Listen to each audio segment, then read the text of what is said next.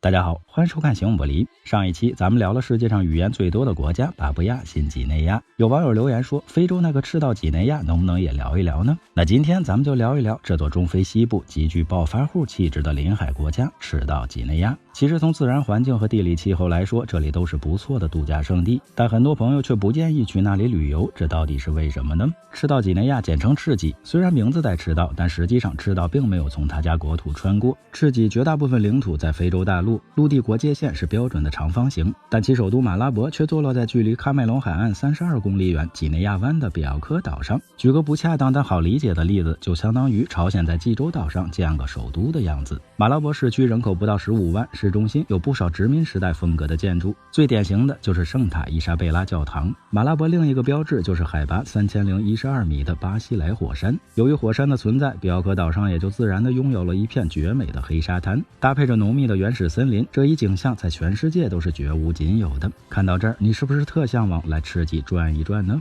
赤几在20年前差不多是以世界第一的经济增长速度在发展，走出马拉伯圣塔伊拉贝莎机场，就能充分地感受到40%多的年增长率到底是多么有魅力。双向6车道高速直通市区，路两旁一片片多层住宅楼，样式风格与国内城市非常相似。这些住宅大多由中国公司承建，经济增长最快的时期，在赤几的中国人甚至超过1万人。同时欧美的白人也很多，但当地人对中国人却并不友好。500年前，葡萄牙人占领了非洲，西班牙人占领了南美。奴隶贸易兴起后，完全被葡萄牙人垄断。西班牙也想在非洲得到一处供应奴隶的地方，于是拿南美的一块地从葡萄牙手里换来了赤几。如今赤几大陆沿岸的第二首都巴塔就是曾经西班牙最大的奴隶贸易基地。后来随着奴隶贸易的终止，赤几又回到了接近原始的农耕社会。1968年，赤道几内亚摆脱西班牙海外省的身份，正式独立，以一座崭新的共和国的姿态重新立足于非洲大陆。这座曾经世界上最贫穷的国家，自1996年在沿海发现大规模的油田以后，便一发不可收，瞬间变成了非洲最牛的暴发户。在油价最高的2008年，赤几的人均 GDP 超过2万美元，但众所周知 GDP 都是帝王的荣耀，对于个体对于老百姓来说都没有任何意义。虽然赤几的人均 GDP 在非洲国家中最高，但在联合国2015年人类发展指数中，赤几仅排名第